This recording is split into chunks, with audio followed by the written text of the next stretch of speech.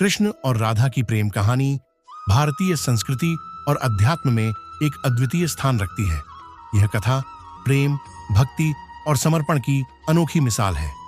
भगवान कृष्ण और राधा का प्रेम दिव्य प्रेम का प्रतीक माना जाता है, जो सांसारिक इच्छाओं से परे है और आत्मा का परमात्मा से मिलन दर्शाता है।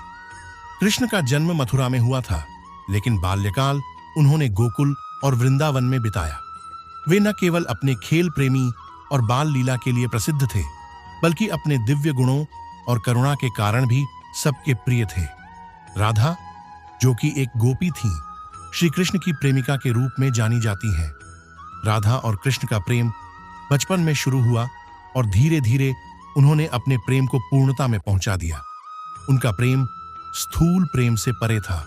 यह एक आध्यात्मिक प्रेम था, जो आत्मा और परमात्मा के मिलन का प्रतीक माना जाता है।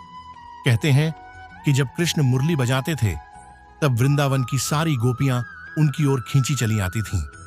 उनमें राधा का स्थान सबसे ऊंचा था। राधा की कृष्ण के प्रति भक्ति इतनी गहरी थी कि वे उनके मुरली की मधुर धुन को सुनते ही अपनी सुध-बुध खो बैठती थीं। उनके प्रेम में कोई व्यक्तिगत स्वार्थ या अपेक्षा नहीं थी, केवल भक्ति और समर्पण था। जब कृष्ण मथुरा चले गए, तो राधा ने उनका वियोग सहा, लेकिन उनकी भक्ति में कभी कमी नहीं आई। कहा जाता है कि राधा और कृष्ण का मिलन भले ही इस संसार में पूरा नहीं हो पाया, लेकिन उनका प्रेम अमर हो गया।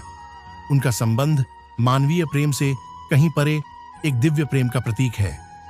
श्रीमद् भागवत और अन्य पौराणिक ग्रंथों में राधा कृष्ण के इस प्रेम को एक भक्ति की उच्च अवस्था के रूप में देखा गया है, जहां प्रेम में त्याग, भक्ति और समर्पण का उच्चतम स्तर प्राप्त होता है।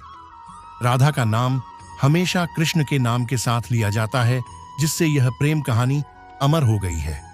कृष्ण और राधा की प्रेम कहानी हमें सिखाती है कि प्रेम का वास्तविक अर्थ केवल एक व्यक्ति से बंधना नहीं है, बल्कि एक दूसरे के प्रति संपूर्ण समर्पण, निस्वार्थ प्रेम और दिव्यता में मिलन है।